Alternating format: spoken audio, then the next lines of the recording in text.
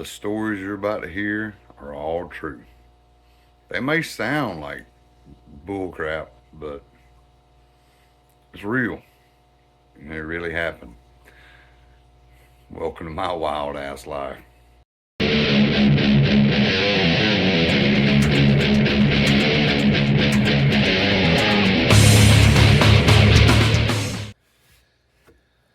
Well, I'm going to tell y'all a little story today about friendship. So, I grew up in Toombs County, Georgia. Bloody Toombs was the name and reputation the place got.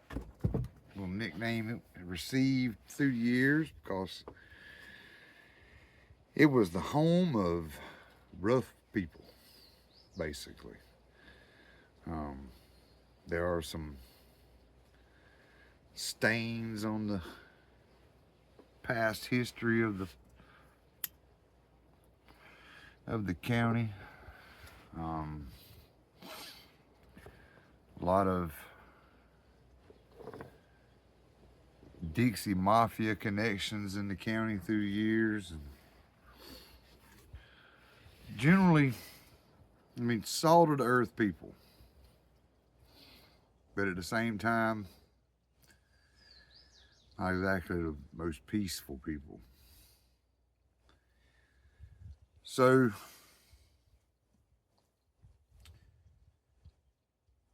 me and my best friend and I, had gotten a reputation when we were younger, in our late teens and early 20s, as being ready and willing to fight, throw them hands. I may not look it now, the old 50-year-old super dad here in the old farmer hat, sitting out on the back porch, but I used to throw down back in the day. I was a big guy. When I graduated high school, I was the same 6'1" I am now, but I was about 260 pounds of muscle back then. Played football, wrestled, lifted weights through school, had my name up on the wall of the weight room for several years for weightlifting records. And when you're in a little small place like Toombs County, Bloody Toombs, when you're a big guy and you get a reputation for not taking shit, people want to fight you. And it went a long time without really getting my ass beat. Long time. And I beat quite a few asses along the way.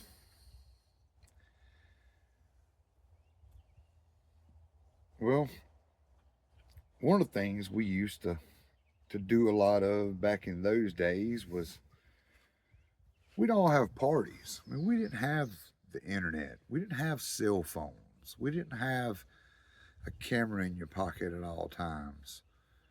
We didn't have video games to the level of what they are for today's kids.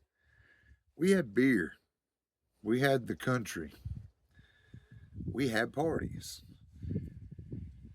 And for a long time, it was kind of funny. My best friend and I would show up at a party and people would just, you could almost hear the mood change. Things quieten down a little bit. And it'd be like, are they here for fun or are they here to fight? If there was a reason for us to be there to fight, the mood definitely changed. If we were there for fun, the mood lifted. Because we love to have fun just as much as we love to fight. Well, we had a friend that her father was a veterinarian in town, and they had a pretty nice place on one of the main highways. When you ride by, nice fence and, house, big white house back off the road. On the back side of that property, there was road access, but it was just like a little, almost like a county maintenance road access. And there was one of the earlier cell phone towers on the back portion of their property. It was fenced off, but there was also their fence to keep people out. But because of it having a cell phone tower, the gate wasn't locked. They, that way the cell phone company could come in and out and do what they needed to do.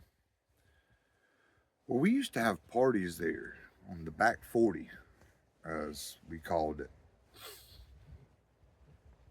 Great parties. Great parties. I mean, there'd be 50, 60, 100 people at a time. All young kids like us just back there having the time of our lives. One night in particular, we had a keg party back there. We had a few kegs of beer set up, and everybody walking around with the old red Solo cups. And we were, people group up, stand around and talk at such parties. And I was standing there talking to a couple of young ladies. Within about 5 feet of me was my best friend standing there. There were a couple of guys standing, and they didn't really pay a whole lot of attention. But I could kind of hear, even though I was focused on what I was after, the young ladies, I could kind of hear. It sounded like the conversation was getting a little animated, getting a little loud over with my buddy and these guys.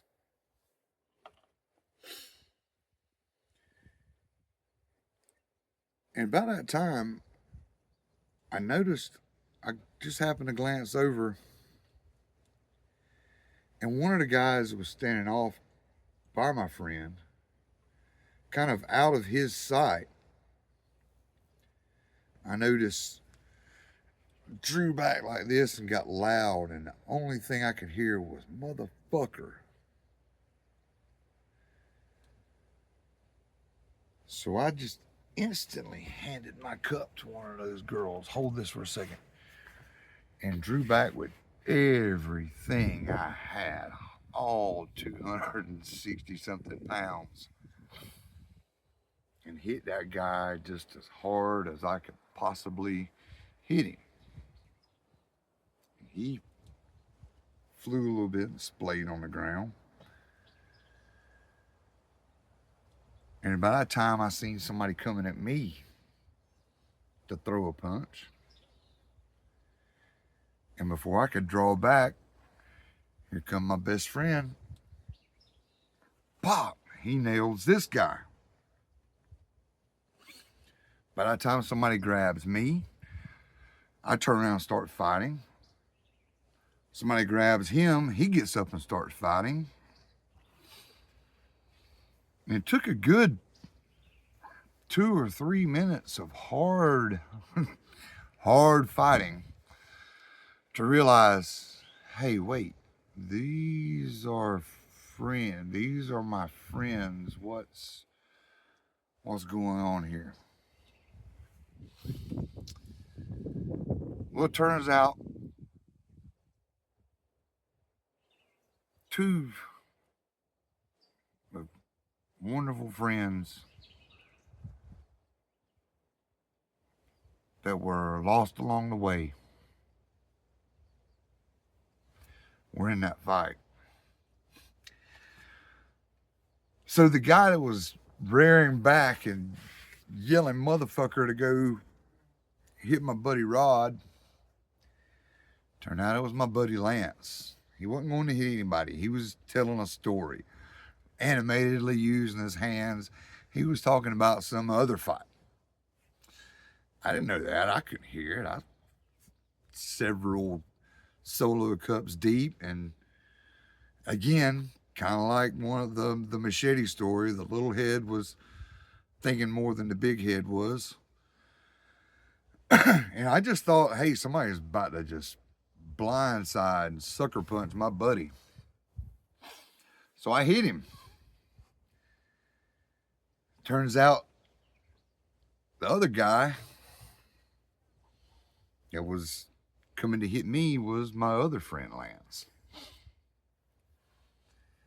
And as I had to go to the Lance I knocked on the ground, I had to go to his funeral a couple of years ago.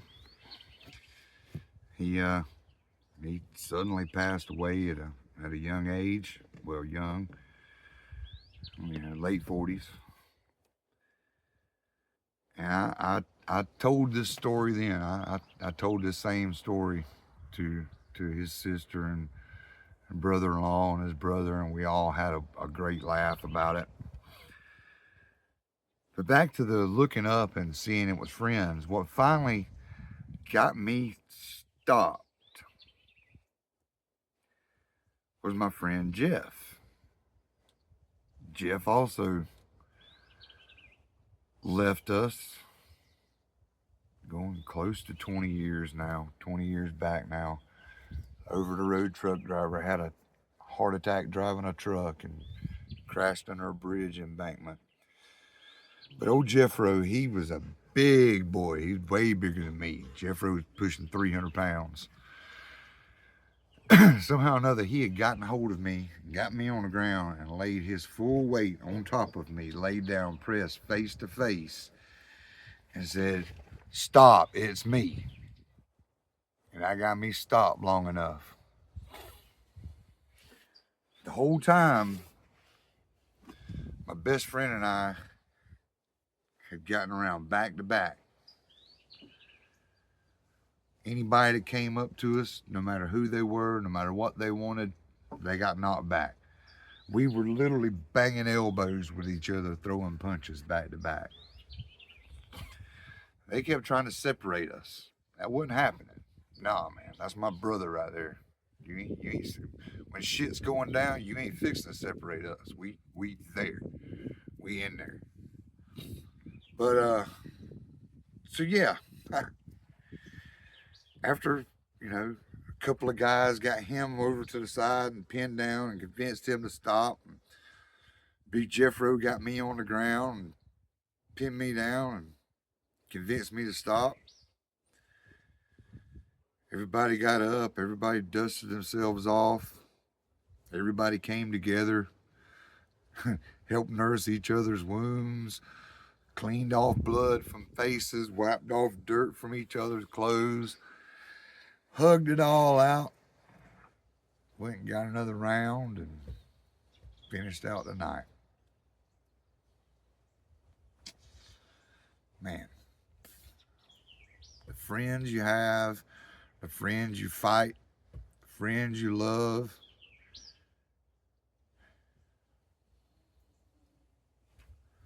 nothing like it.